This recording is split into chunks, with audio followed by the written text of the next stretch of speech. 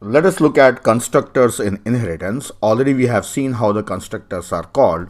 First the constructor of base class, then the constructor of derived class are executed.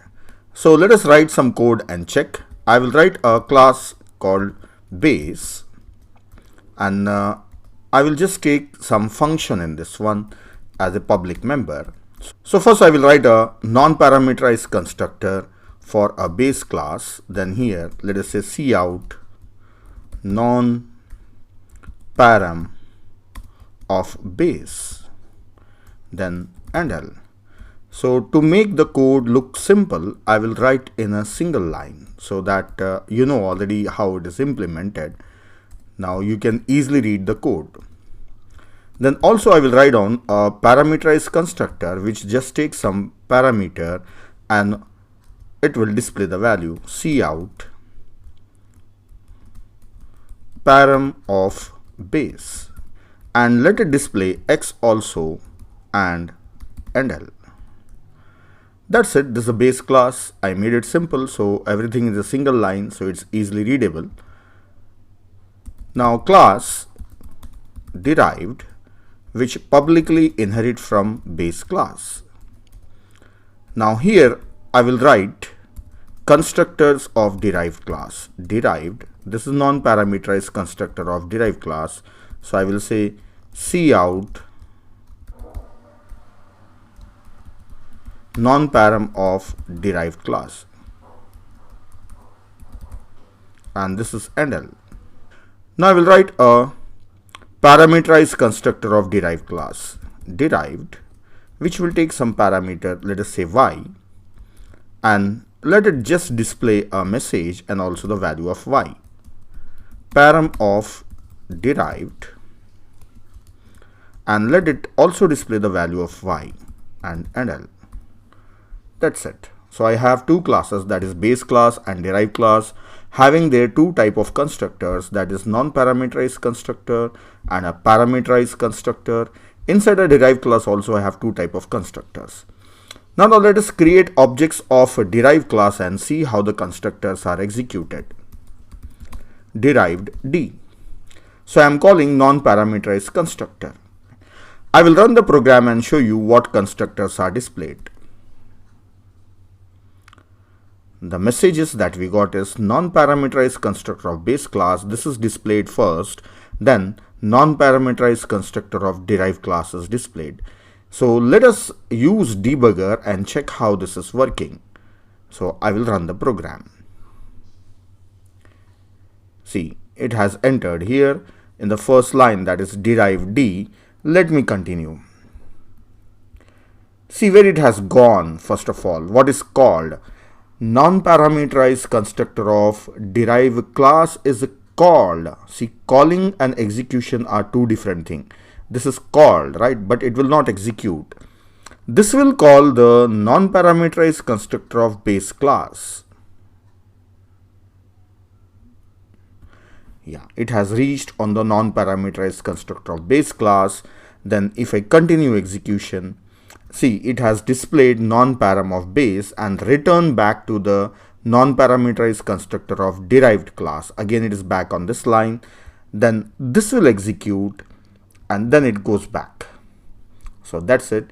So we have seen how the constructors are called and executed. So we can see that when we are creating an object of derived class, it's going to the non-parameterized constructor of derived class, but it is not executing it.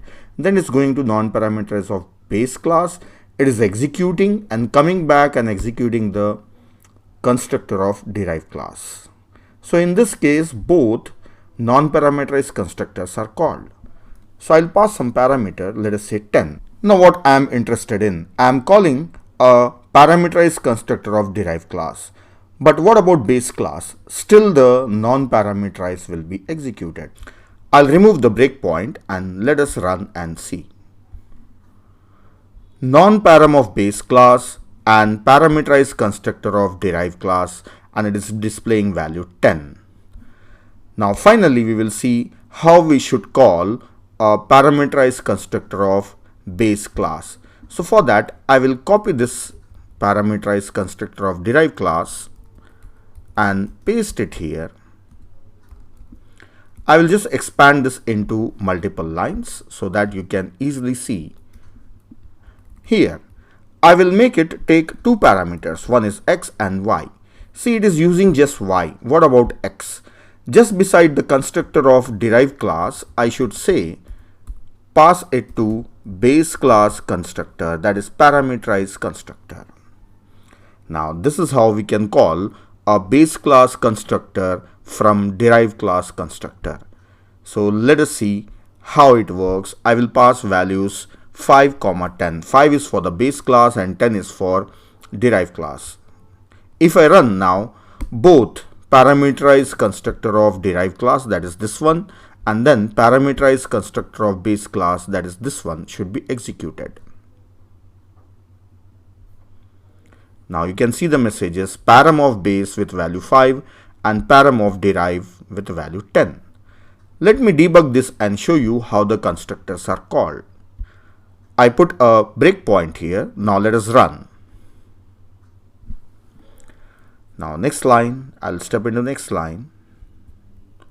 See, it has gone on to a derived class constructor which is taking two parameters, and also it is calling parameterized constructor of base class. It has reached this line, but it has not yet executed. We don't find anything inside this output window. Let me continue.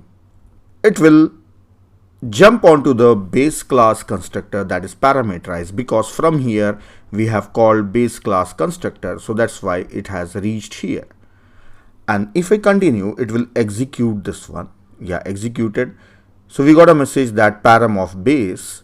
Then it has returned back to the derived class constructor, the same constructor. It has reached back to the same point. Now it is executing the parameterized constructor of derived class, and it has displayed value 10. That's it. So this is how the constructors are executed, called and executed. Calling is different. So they are called from derived to base, but execution is from base to derive. For other classes, you can try writing constructors in inheritance. That is, for an example, you can take a rectangle and cuboid class and you can do it.